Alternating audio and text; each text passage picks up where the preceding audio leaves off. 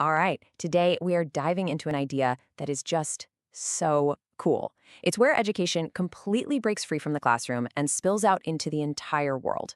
It's called Worldschooling, and it's all about mixing adventure and learning for a family experience you'll literally never forget. I mean, seriously, just pause and think about that for a second. What if history lessons weren't just in a book, but happened right at the foot of an ancient ruin? What if biology class meant exploring a real rainforest? It's a pretty wild thought, right? And it really sets the stage for everything we're about to get into. So that's exactly what we're going to do here. We are going to break down how you can actually make this dream a reality. It's all about blending a solid education with the kind of real-world experience that honestly shapes a person for life. So let's get started. First up, we're talking about the world as your classroom. Before we jump into the nitty-gritty, we've got to get on the same page about the foundation. What does it actually mean to learn on the road? Okay, so at its heart, world schooling is all about being active and hands-on. It's about stepping way beyond the workbooks and using travel itself, the cultures, the history, the people you meet, as your main textbook. It is, without a doubt, education through total immersion. So now we know what it is, but let's get into the why.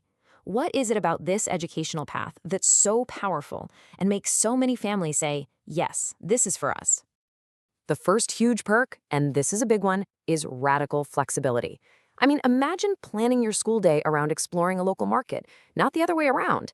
This just creates this relaxed, self-paced vibe where you can truly adapt to your kids' learning style. You can give extra help where they need it and just let them fly where they're already strong. Next up is something you just can't get from a textbook, and that's deep cultural exposure. This is where kids are genuinely immersed in different customs and ways of life. Suddenly, every museum visit, every local festival, every chat with a new person, it all transforms from just sightseeing into a really profound and unforgettable lesson. And the third big benefit? It's the ability to create a truly personalized education. If your child is obsessed with marine biology, well, you can build your science curriculum around exploring actual coastal ecosystems.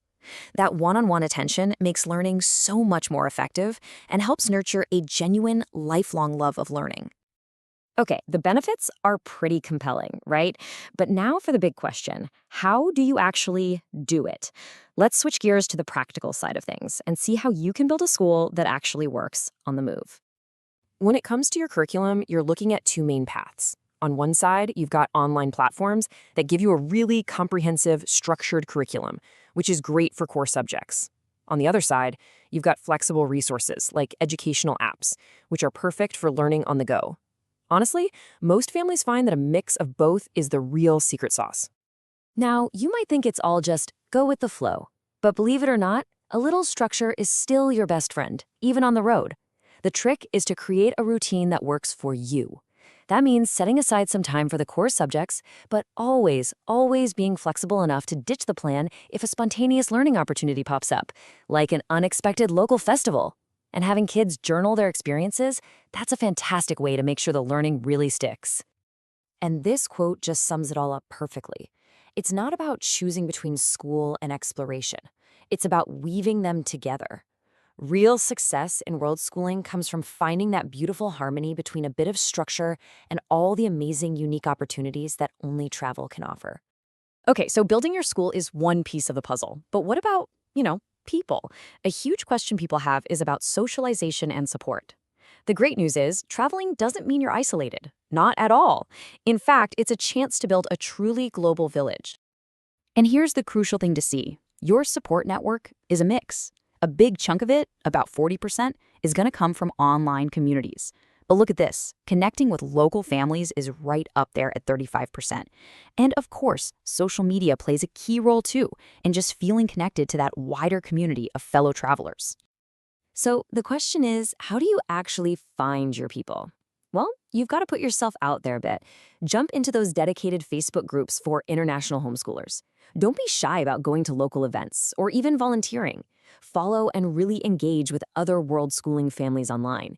It is a super vibrant community, and sharing your own journey is the best way to become a part of it. All right, let's get down to brass tacks. For this amazing dream to actually work in the long run, you have to absolutely nail the practical logistics. And this is a question you absolutely have to ask yourself. Because this isn't just about packing bags and booking flights. There are real-world rules and challenges you need to be ready for before you even walk out the door. So you're really looking at three main hurdles. First, the legal stuff. Homeschooling laws vary wildly by country, so doing your research is non-negotiable. Second, stability. Setting up a temporary home base, even for just a little while, can provide a crucial sense of routine. And finally, your materials. Using digital tools and some clever storage is the key to keeping everything organized and ready to go. So, when you put it all together, Worldschooling is this incredible blend of planning and spontaneity, of structure and freedom. It's about giving your family an education that's as big and amazing as the world itself. Your greatest lesson is out there, just waiting. The only question left is, what's your first step gonna be?